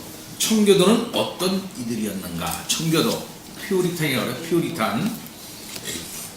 이 말은 늘 묘사라기보다는 무기인 경우가 더 많았다. 어떤 사람이 누군가가 던진 지능에 맞아 우스꽝스러운 몰골이 되었는데도 치치기를 뚝 뗀 채 아무 일이 없다는 듯 점자를 뺀다. 대다수 사람들은 청교도라는 말은 그런 말이다. 그러나 적은 수의 사람들에게 이 말은 가장 완벽한 신학적, 영적 인증서를 지닌 황금의 단일 틈을 묘사한 찬란한 말이다. 이 말은 엘리자베스가 여왕이 된 직후에 욕설로 만든 말이었다. 처음에는 안 좋은 말이었다 이 말이죠. 잉글랜드의 보통 사람들이 볼 때 한쪽에 카톨릭교를 믿는 교황주의자가 있다면 그와 정반대의 극단에는 엄격주의자 혹은 청교도가 있었다. 이는 곧 그들이 자신들을 다른 나머지 사람들보다 더 정결하다고 여기면서 사사건건 트집을 잡는 나는 너보다 더 거룩해 불효임을 암시했다. 이는 분명 공정한 묘사는 아니었다. 이런 말을 분명 자신들을 정결한 자라고 생각하지 않던 이들에게 적용했기 때문이다. 청교도가 끊임없이 자신들의 죄악을 증언한 사실이 증명하듯이 청교도는 결코 자신들을 정결한 자라고 생각하지 않았다. 하지만 이것도 아주 정확한 묘사는 아니었다. 청교도라고 하는 사람들도 서로 달랐으며 그 차이가 확연한 경우도 종종 있었다. 이들은 십자가의 의미가 무엇인지를 놓고도 의견을 달리했으며 정확히 어떻게 구원을 얻을 수 있는지를 놓고도 의견을 달리할 수 있었다. 시인 존 밀턴은 누가 봐도 청교도였지만 모든 기독교 신경이 하나님을 삼위일체로 고백하는데도 그를 믿지 않았다. 청교도라고 했으면서도 청교도라고 분류가 되는데 삼위일체 안 믿었다. 그러니까 청교도는 신학적으로 일치하지 않아요. 청교도는 스펙트럼이 굉장히 넓습니다. 청교도 다 믿을 만하다. 신학적으로 아니에요. 우리 개혁주의 신학, 특별히 칼빈 중심의 개혁주의적인 신학을 가지고 있는 그런 사람들의 입장에서 본다면 존 낙스, 그 다음에는 뭐 조지 길리스피, 그 다음에는 샤멜 러더포드, 또 이쪽에서는 카트라이트, 이런 식의 우리의 신앙을 가지고 이렇게 본다면 청교도는 엄청난 신학적으로 문제가 많은 사람이 굉장히 많아요. 아주 많아. 그 중에 대표적인 사람 누굴까? 대표적인 사람이 앞으로 이제 공부도 할 수 있을지 모르지만 리차드 백스터예요. 백스터. 리차드 백스터 얼마나 유명합니까? 그런 사람들. 신앙 안 받아들여요. 그런 사람들 신앙. 그러나 그 중에 몇몇 좋은 점만 받아들이는 거죠. 그렇다면 청교도는 누구였는가? 존 밀턴은 종교개혁을 개혁하는 이들이라고 이야기했는데 어쩌면 그거 한 말이 가장 좋은 정의일지도 모른다. 그것이 모든 청교도가 이구동성으로 추구하는 목표였기 때문이다. 청교도는 자신들이 정결하다고 생각하지 않았다. 그러나 그들은 교회 안과 그들 자신 안에 아직 정결이 되지 않는 것들을 정결하게 만들고 싶어 했다. 그들은 개혁을 원했다. 그들은 그 개혁이 어떤 모습이어야 하는지를 놓고 상당히 다른 생각을 갖고 있었지만 종교개혁을 아직 종교개혁이 미치지 않는 모든 것에 적용하고 싶어 했다. 그들은 종교개혁이 좋은 것이지만 아직 미완성이라고 생각했다. 올바르지만 밥맛 떨어지는 사람들, 이 혹시 한번 읽어주세요. 우리가 청교도를 이해하려면 그들의 이야기를 살펴보기 전에 먼저 그들이 맞은 진흙부터 맞은이에요. 그들이 맞은 진흙부터 깨끗이 닦아내야 한다. 예를 하나 들면 그들의 모습은 우리가 생각하는 전형적인 청교도의 이미지와는 영 달랐다. 우리는 엘리자베스 시대에 모든 이들이 번지르하고 부풀린 소매가 달린 보디스를 입고 우스꽝스런 기사처럼 멋진 주름 컬러의 더블릿을 입었고 청교도만은 검은 옷을 입고 오만상을 찌푸리며 상대방을 째려 보았으리라고 상상한다. 청교도를 그린 초상도 그런 모습을 보여준다. 그런 차림이 그들의 가장 훌륭한 주일 복장이었다. 그리고 초상화를 그리려고 앉으면 의례 그런 차림이었다. 그러나 청교도는 다른 날은 무지개처럼 온갖 색깔 복장을 다 입었다. 10중 8구는 가장 위대한 청교도 신학자라 할 수 있는 존 오웬 기억해 주세요. 존 오웬은 머리에 분을 뿌리고 값비싼 큰 머리띠용 실로 만든 삼배 머리띠를 하고 벨벳 재킷을 입고 무릎에는 리본으로 포인트를 준 승마용 바지를 입은 뒤 삼배로 윗부분을 만든 에스파냐산 가죽 구두를 신은 채 옥스퍼드를 할부하곤 했다. 그들은 완고하고 음침한 무리가 아니었다. 존 오웬도 이렇게 멋을 냈다 이거지 최고로. 보통 사람들이 청교도 하면 떠올리는 인상과 달리 청교도는 결코 금욕주의자가 아니었다. 청교도가 계속하여 타락한 인간이 악용하는 피조물의 허무함을 경고했다 하더라도 그들은 결코 거친 모직 서처나 딱딱한 빵을 칭송하지는 않았다. 청교도는 좋은 음식과 좋은 술과 포근하고 안락한 것들을 좋아했다. 청교도는 모기에겐 웃어주었지만 맥주가 떨어져 물을 마셔야 할 때는 정말 괴로워했다. 요컨대 모든 청교도가 이랬다고 말하려 하다간 자칫 오해를 낳을 것이다. 청교도 자체가 큰 무리였고 그 안에는 종종 다양한 그룹이 존재했기 때문이다. 당연히 아주 완고하고 음침한 이들도 있었다. 예를 들어 잉글랜드의 청교도 법률가 윌리엄 프리는 우리의 본보기이신 그리스도 예수는 늘 슬퍼하시고 결코 웃지 않으셨다고 쓸 정도였다. 하지만 이 사람이 이렇다고 저 사람도 꼭 이러라는 법은 없다. 하지만 청교도 가운데 삶 전체를 계획하려고 열심을 내다가 그 열심 때문에 현학에 깊이 빠질 뻔했던 이들도 많았다는 말은 할 수 있겠다. 이를테면 훗날 식민지 시대 아메리카의 청교도였던 호튼 매드는 자기 일기에 이런 글을 쓴 적이 있다. 한 번은 내가 천연 물통을 비우며 벽을 보고 물을 만들고 있었다. 바로 그때 개가 한 마리 오더니 내 앞에서 역시 그런 행동을 했다. 그의 행동이 그를 짐승 상태로 떨어뜨리는 것에 충격을 받은 나는 내가 이런저런 자연의 요구에 응답하려고 멈췄을 때마다 그때를 내 마음속에서 거룩하고 고귀하며 하나님의 뜻에 맞는 생각을 형성하는 좋은 기회로 삼곤 해야겠다고 결심했다. 이 사람 일기예요. 일기에 남아 있어요. 아주 글을 엄청 많이 쓴 사람입니다. 이게 코튼 마더. 그래서 잘못 진지한 말이라고 생각하는 이들이 있을지도 모르겠다. 그러나 다시 말하지만 모든 청교도가 이와 같았다고 추정할 수는 없다. 청교도를 이렇게 오해하게 만든 가장 중요한 특징은 실제로 그들 전체를 하나로 묶어 주었던 한 가지 모습이다. 즉 청교도는 성경과 성경 공부와 설교 듣기를 열렬히 사랑했다. 듣고 또 듣는 말이지만 청교도는 좋으면서도 긴 설교는 몇 시간이나 들어도 행복해했고 좋은 성경 공부가 춤을 추며 저녁 시간을 보내는 것보다 더 낫다고 생각했다. 무려 7시간에 걸친 설교도 귀를 기울여 들었다. 청교도를 길러낸 모판이었던 케임브리지 임마누엘 칼리지 학장이요 남달리 장수했던 로렌서 체더톤 잉글랜드의 청교도 신학자로 킹 제임스 성경 번역자 중 한 사람. 일찍이 설교하다가 자신이 쉬지 않고 2시간이나 설교했다며 회중에게 사과했다. 그랬더니 회중은 천만에요, 계속하세요 라는 외침으로 대답했다.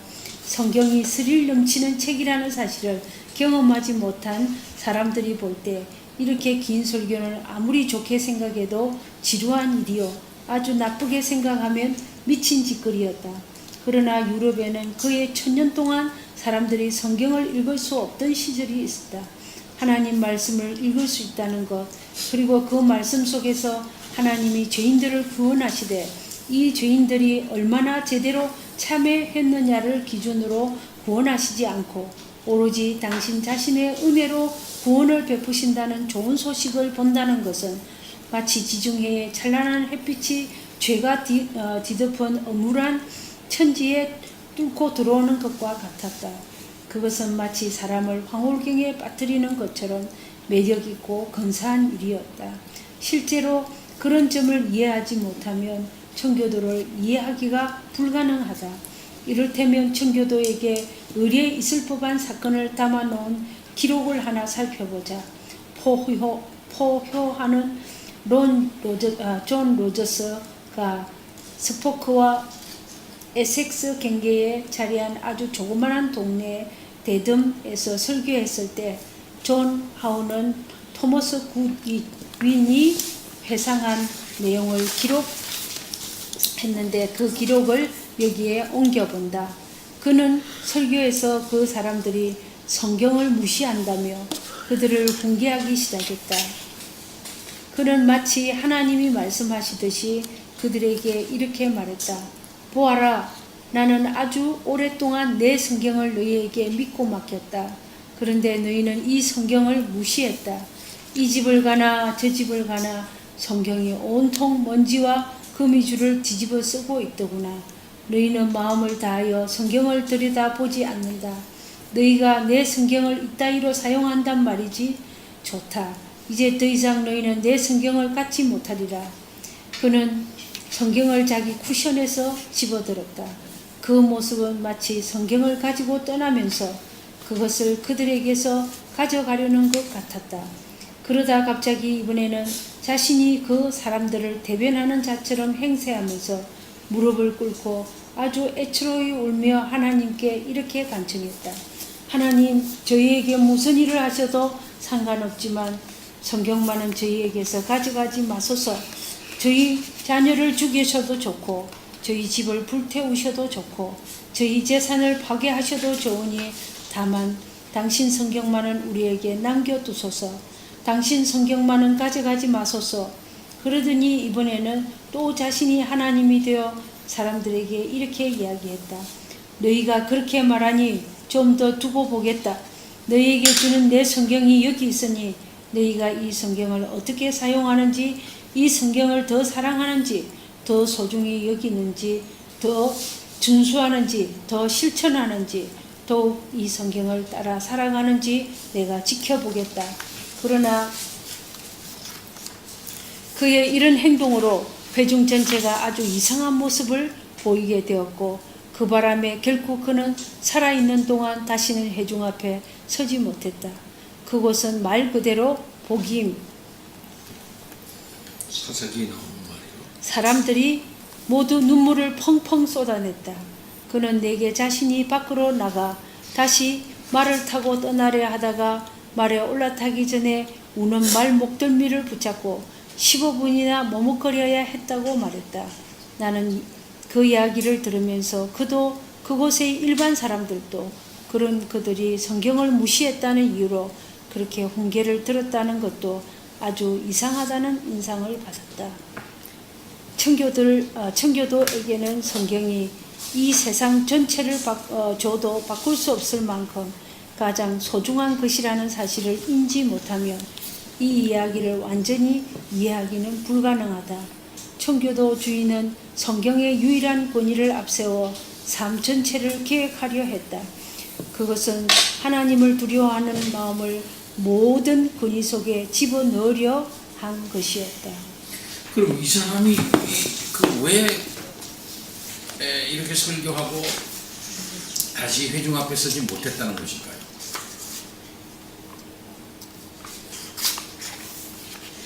회중 정체가 이상한 것을 보게 되었고 그 바람에 결국 그는 다시 살아있는 동안 다시는 회중 앞에 서지 못했다. 왜 그랬을까요?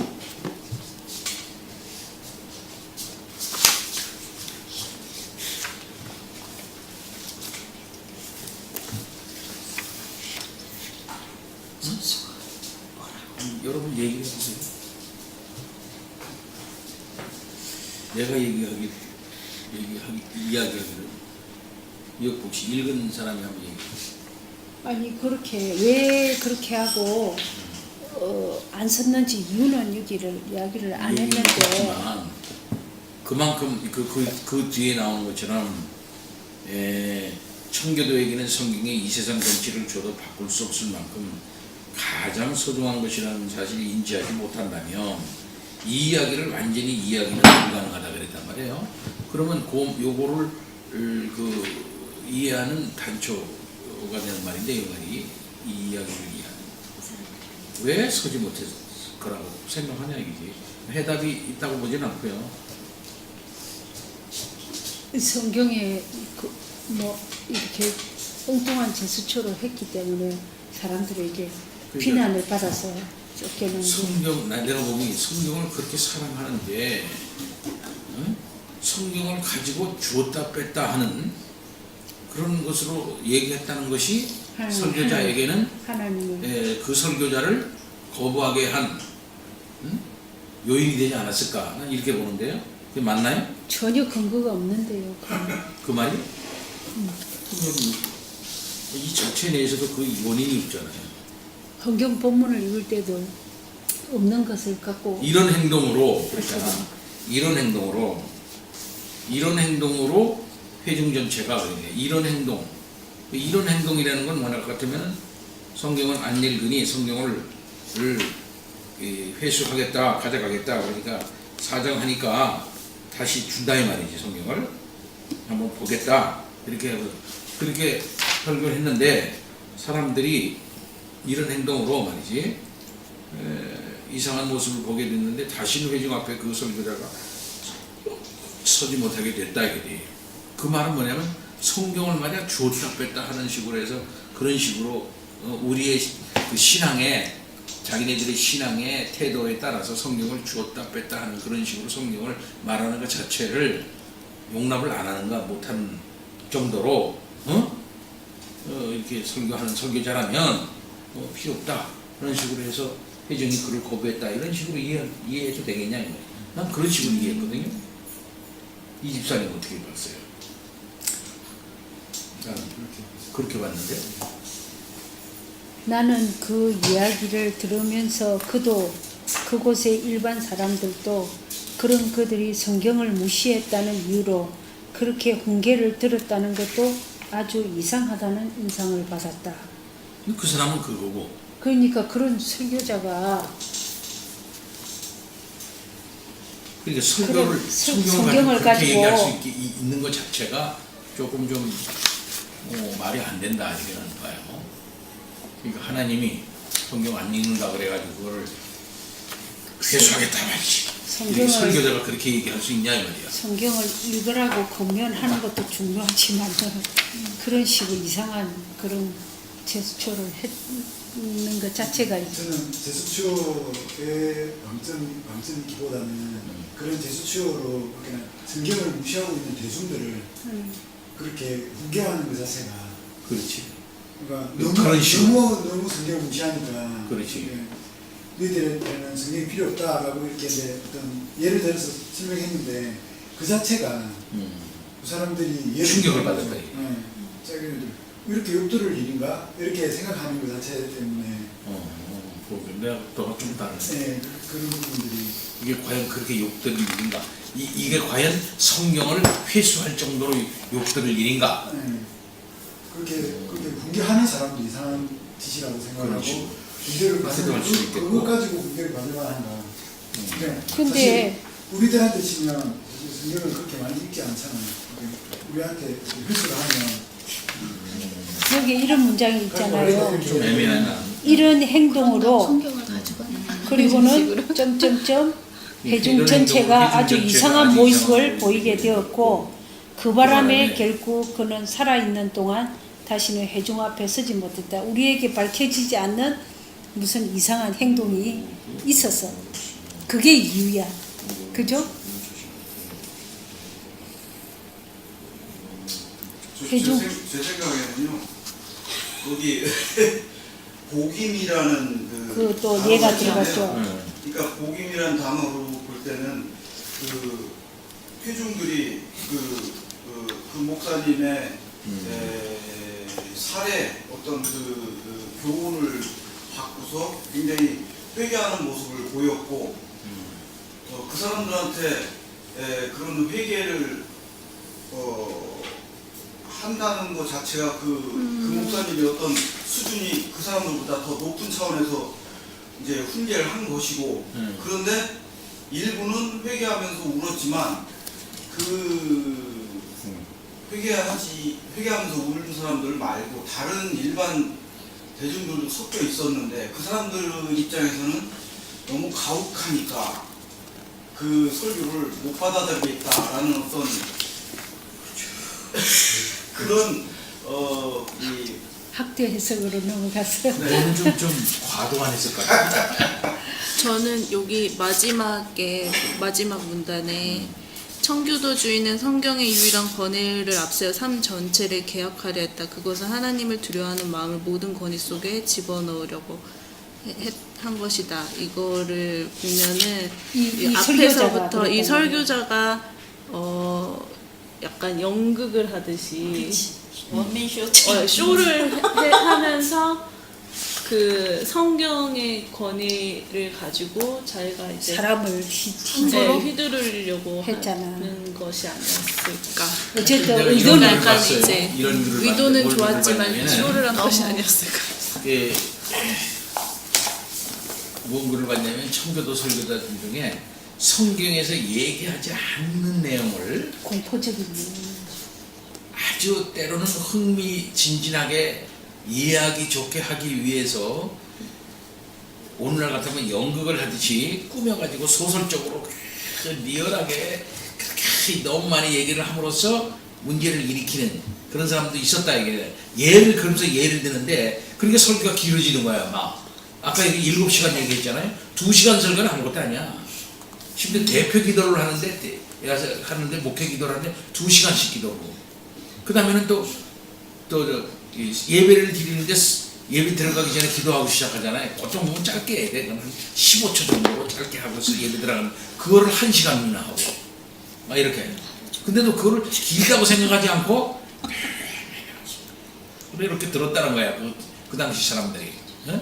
그렇게 하는 설교라 그렇게 하는 기도를. 그런데 나 같으면 이렇게 생각할 수 있을 만큼 그런데 이제 아까 얘기한 것처럼 얘기를 막 재밌게 꾸미기 위해서 뭐냐면 대가볼리에서 예수님이 무덤에 있는 사람의 그 귀신 들자의 저기를 갖다 돼지떼한테 들어가게 해가지고 돼지떼로 내려가고 있잖아요. 근데 이제 그걸 설명을 하는 거야 리얼하게. 그 돼지떼에 대해서 얘기하는 거야. 돼지가 막 우리가 어디 가고 있지? 우리가 뭐 하고 있는 거야? 야, 너 지금 어디 가고 있냐? 야, 지금 저쪽으로 들어가지고 있는데, 우리가 좀 조심해라. 그러면서 자기들끼리 막 이렇게 하면서 돼지들이 내려갔다고 그런 얘기를 막 청교도 설교가 막 하는 거야. 그러니까 사람들이 재밌게 듣고 그랬다는 거지. 그러니까 그 사람 설교를 비판하면 하는 사람 성경에서 얘기 안 한 내용이다. 재밌게 하기 위해서 너무나 이렇게 꾸미는 건 문제가 있지 않느냐. 이렇게. 장경동 목사님 설교자. 옛날에 우리 부흥회 설교 때 그렇게 하는 양반들이 있었어요. 사실은 우리 어릴 때는요. 근데도 지루하지 않았어. 정말 그 양반이 2시간 설교, 2시간 반 설교에도 하나 지루하지 않았어요. 우리 은혜 받느라고. 소위 그때 너무 재밌었어요. 지금 이제 중국에서 간증 모이는 얘기로. 교회들이 그렇게 오래 해도 집으로 갈 생각을 안 하고 자, 좀 넘어갑니다. 물론 없이. 그만큼 하여튼 중요한 말은 성경의 권위를 높이 세웠다. 이 말을 보고 로마 캐톨릭을 제거하다. 조금 내가 읽고 이주사 읽어주세요. 로만 캐톨릭을 제거하다. 이주사 읽어주세요. 청교도주의는 엘리자베스가 자신만이 독특한 잉글랜드 개신교를 앞세워 성공회를 세웠을 때 등장했다.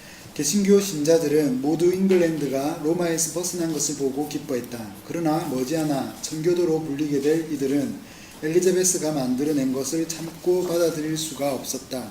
그렇다고 그들이 성공회를 떠나고 싶어 했던 것도 아니었다. 결국 성공회가 유일한 교회였다. 엘리자베스 지세 초기에 성공회를 떠났던 극소수 사람들은 보통 청교도로 알려져 있지 않다. 그러나 그들이 보기에 성공회는 죽인지 밥인지 모를 교회였고 훨씬 더 많이 개혁해야 할 교회였다. 그들 가운데 많은 이들은 메리를 피해 스위스에서 피난 생활을 하는 동안 일들이 어떻게 펼쳐지는지 보았다. 오늘날 영국인들이 영국의 철도 시스템을 스위스의 시스템과 비교하면서 고개를 젓듯이 청교도들도 엘리자베스 시대의 성공회와 칼뱅의 제네바를 비교하면서 고개를 저었다. 예를 들어 성공회 목사는 여전히 사제라 불렸고 사제복을 입었다. 청교도들은 이런 식으로 하다가 분명 사람들이 목사들의 주된 존재 이유를 가르침이 아니라 미사를 집전하며 희생제사를 올리는 것으로 여길지도 모르겠다고 생각했다. 세례 때는 십자가 표지를 여전히 사용했다. 지금 누가 그러죠? 지금 성공회 그러고 있어요 지금. 그리고 성공회 신학 대학교가 있잖아. 성공회 대학. 그리고 성공회 사람들 우리나라 많죠? 그 사람들 다 사제복 입어요. 계속. 이렇게 하면 분명 사람들은 세례의 참된 의미를 알지 못하고 그저 의식적으로 여기지 않을까? 성공회 혼인 의식에서는 여전히 혼인 반지를 주고받았는데 이렇게 하면 사람들이 혼인을 로마의 주장을 따라 우리 눈에 보이는 표지인 반지를 사용하는 성례의 일종으로 생각하게 부추기는 꼴이 되지 않을까? 사람들은 성찬 때 그리스도의 몸을 바닥에 떨어뜨린 일이 일어나지 않도록 진짜 빵이 아니라 성찬용 전병을 받으려고 여전히 무릎을 꿇어야 했다. 저는 그 설교 예식을 할 때, 결혼 예식을 할 때 반지 주고받고 반지 껴주는 건 안 했어요. 저는 그거 빼버렸어. 이거 사실 캐토릭 영향이에요. 사실은. 계속. 이것은 곧 미사 때처럼 빵과 포도주를 예배해야 한다고 암시하는 행동이 아닐까? 견신례 같은 관습은 또 무엇이란 말인가? 성경에 그런 관습이 있었는가? 청교도들은 이런 의문들을 품었다. 문제는 엘리자베스가 프로테스탄트이면서도 그녀가 새로운 유행이라 부르던 것을 싫어하면서 가톨릭 방식을 따라 하나님의 몸에 의지하여 라고 맹세하는 경우처럼 옛 방식을 본능처럼 좋아한다는 것이었다. 청교도들이 질색하며 꺼리는 것들을 엘리자베스는 전혀 문제될 게 없다고 생각했다. 엘리자베스는 잉글랜드에서 종교 문제는 1559년에 다 마무리되었다고 생각했다. 잉글랜드가 개신교 국가라는 사실은 두말하면 잔소리였다. 하지만 청교도들이 보기에는 종교 문제가 해결되었다는 생각 자체가 교회는 하나님 말씀에 더 가까운 교회가 되고자 끊임없이 개혁해야 한다고 믿었던 프로테스탄트의 근본 신념에 철저히 어긋나는 것이었다. 그것은 단지 주일에 펼쳐지는 일들을 놓고 하는 말이 아니었다. 오직 믿음으로 의롭다 하심을 얻는다는 것이 무슨 의미인지를 거의 이해하지 못하거나 전혀 이해하지 못하는 백성이 여전히 대다수인데도 개혁 작업이 끝났다고 생각하는 청교도는 아무도 없었다. 교회 운영 방식을 개혁하는 것만으로는 충분하지 않았다. 종교개혁은 개개인의 삶을 바꾸는 일이었고 외면을 개신교로 바꿀 뿐 아니라 내면의 중심을 복음에 합당하게 바꾸는 것이었다. 이 모든 일의 모판이 되는 곳은 대학교, 그 중에서도 특히 케임브리지 대학교였다.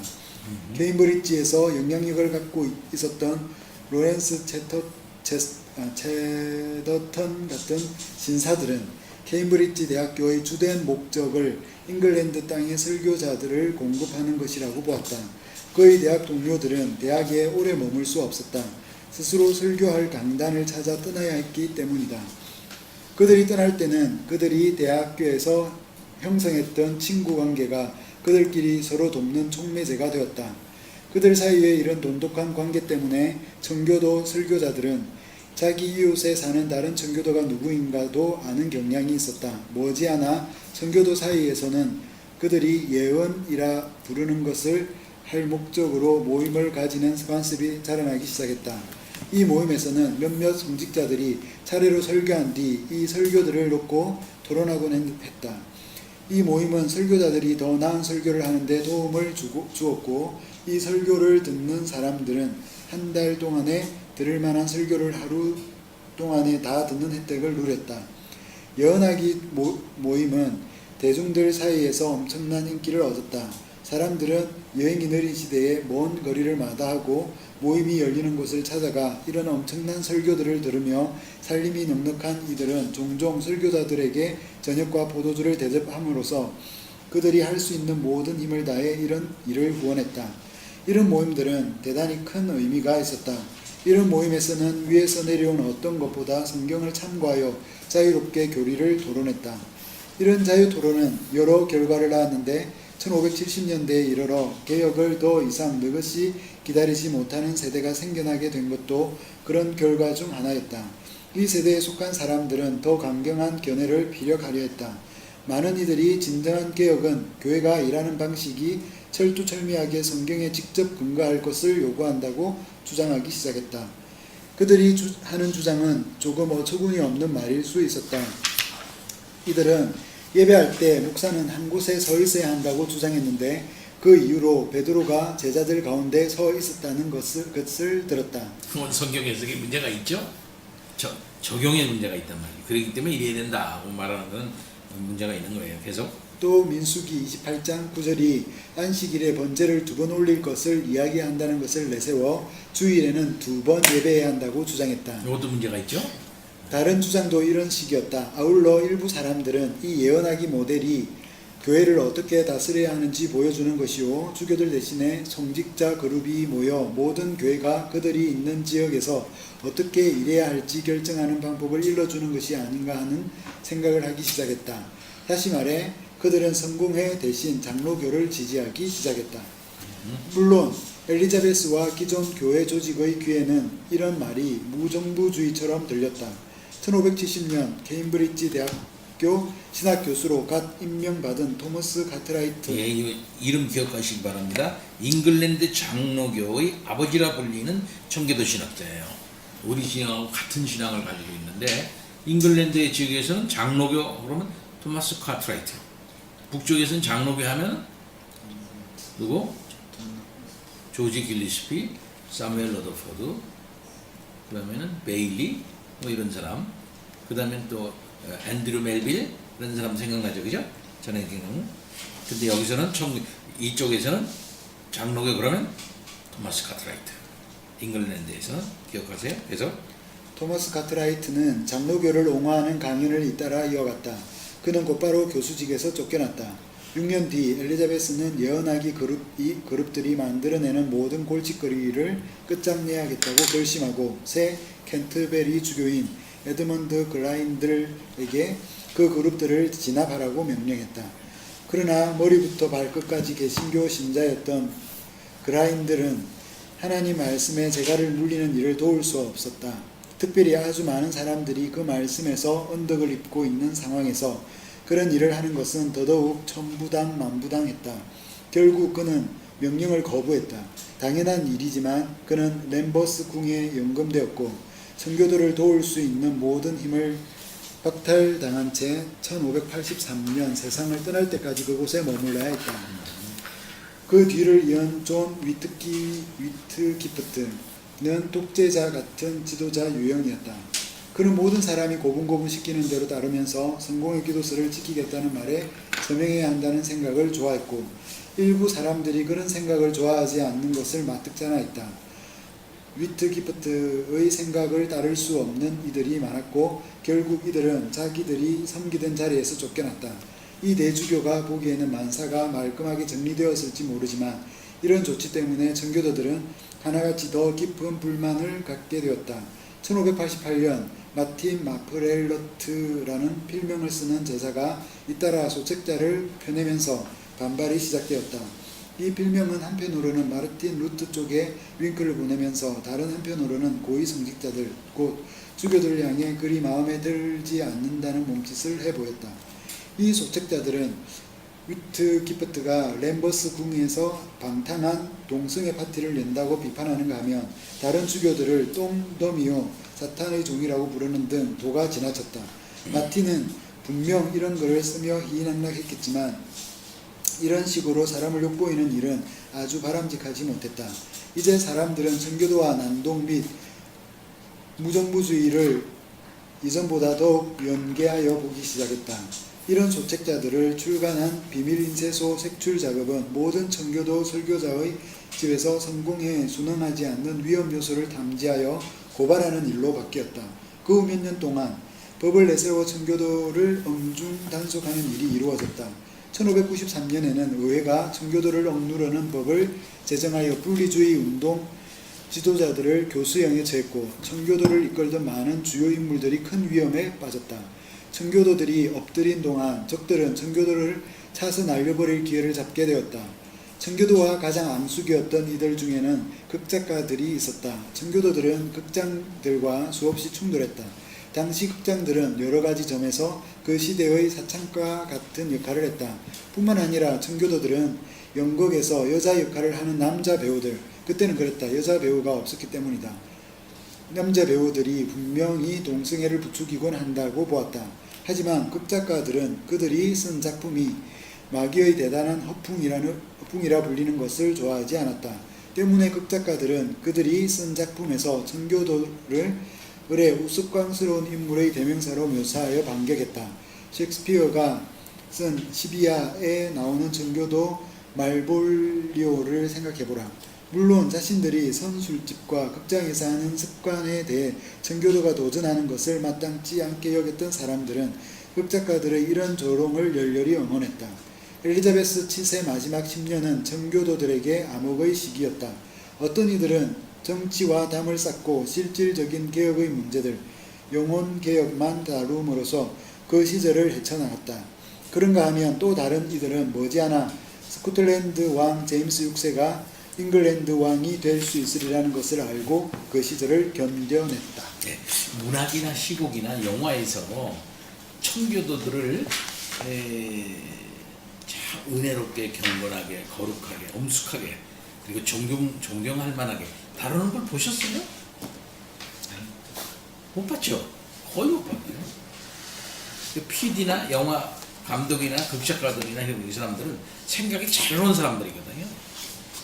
그러니까 이런 사람들은 안 좋아하지. 네, 좋아하지 않아요. 비꼬는 거죠. 심지어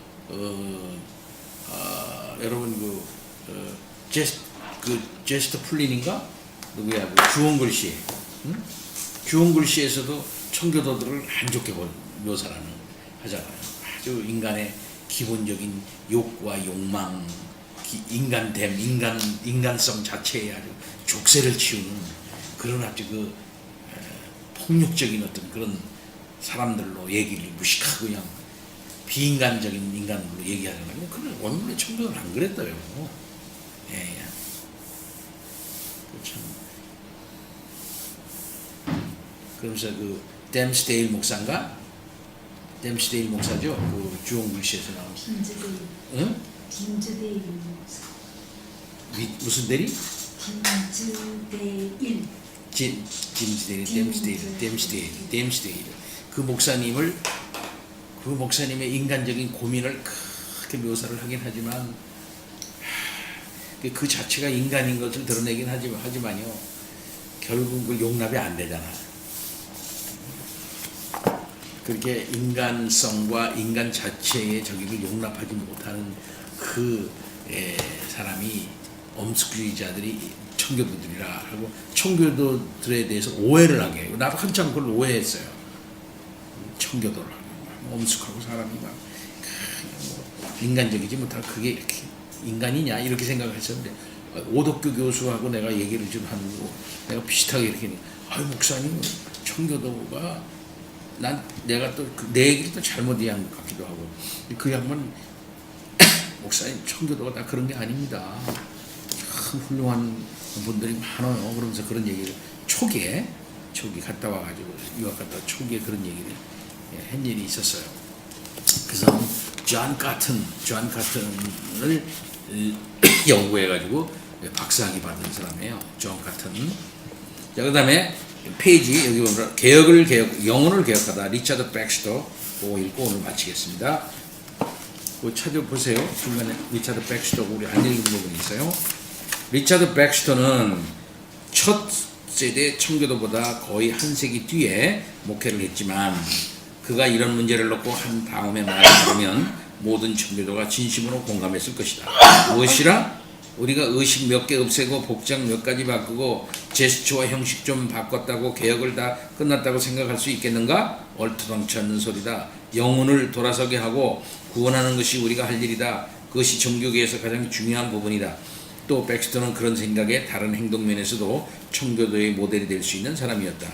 그는 그런 개혁을 완수하려면 정규 설교만으로는 부족하다고 믿었다. 그는 개개 사람들과 함께 하면서 그들이 스스로 복음을 이해하게 하고 그렇게 이해한 내용을 그들의 상황에 적용하게 하며 그들을 가정부서처럼 친밀하게 양육한 시간을 가져야 했다. 그래야 그는 1650년대에 섬기던 키더민스터 교구에서 모든 교구민을 1년에 한 번 신방하고 각 가정과 1시간씩 시간을 보내며 일주일에 15가정을 돌보는 일을 시작했다. 그 결과는 엄청났다. 한마디로 청교도가 이런 말을 할 때는 절대 믿지 말라. 그들은 결코 이야기를 짧게 끝내는 사람이 아니다. 한마디로 내가 처음 거기에 갔을 때만 해도 하나님을 예배하고 그분의 이름을 부르는 집은 한 거리에 한 집 정도였다. 그러다 내가 그곳을 떠날 때에는 하나님을 예배하고 그분의 이름을 부르지 않는 집, 하나님을 믿는 믿음을 진지하게 고백하지 않아 그들이 성실한 신자로 살아가리라는 소망을 우리에게 안겨주지 않는 집이 한 거리에서 하나도 되지 않는 거리들이 여럿 있었다. 예, 좋게 이제 리차드 백스터의 그 목회 활동을 좋게 보는 얘기고요. 신학적인 면에서는 우리 개혁주의와 조금 다른 면이 있어요. 우리 청교도는 좋은 점이 많고 약간 부족한 점이 많고 어떤 부분은 어떤 부분에서는 지나친 면이 있는가 하면 어떤 부분에서는 조금 모자란 부분이 있고 서로 간에 많은 차이를 가져요. 오늘은 여기까지 5시간 됐습니다. 여기까지. 다음에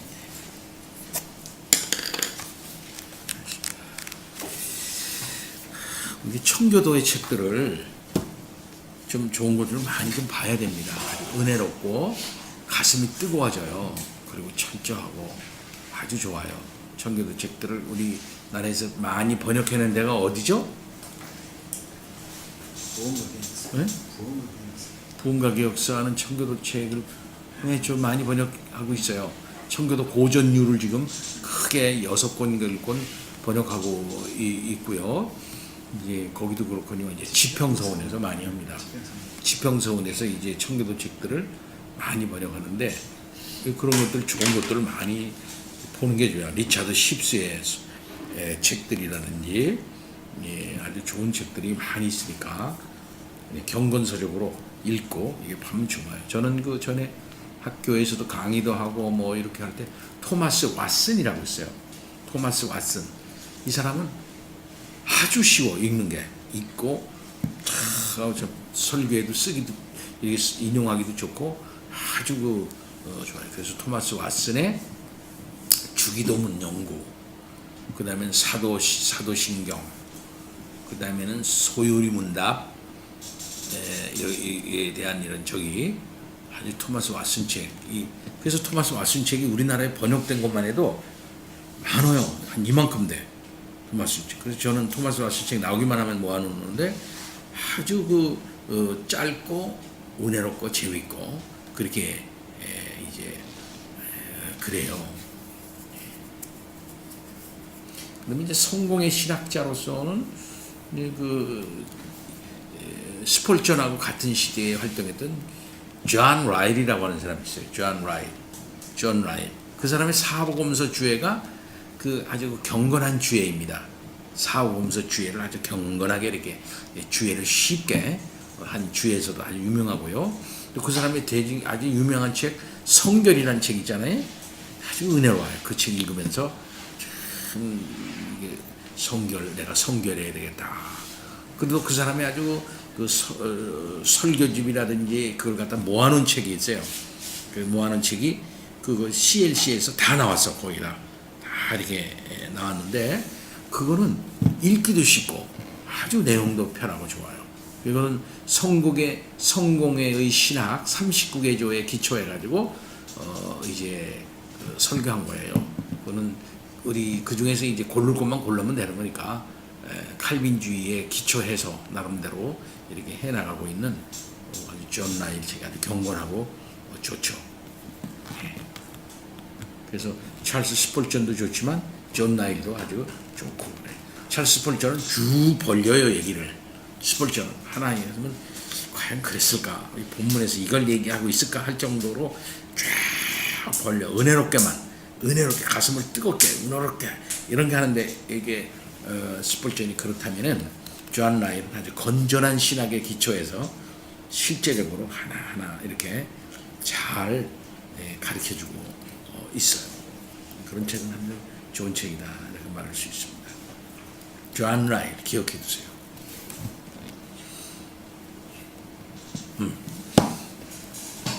요즘 들어서 이제 이 청교도 책들이 많이 이렇게 우리나라에 이제 소개가 되고 좋은 책들이 번역이 되고 있습니다.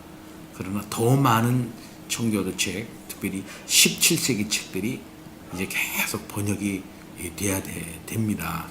근데 이제 아쉬운 것은 17세기 책 중에서 신학적으로 좀 논쟁적인 책들이 많아요. 아주 거창한 책들, 이런 책들이 있거든요. 그런 책은 아직 그 본령에 가보지도 못하고 있어요, 지금. 네.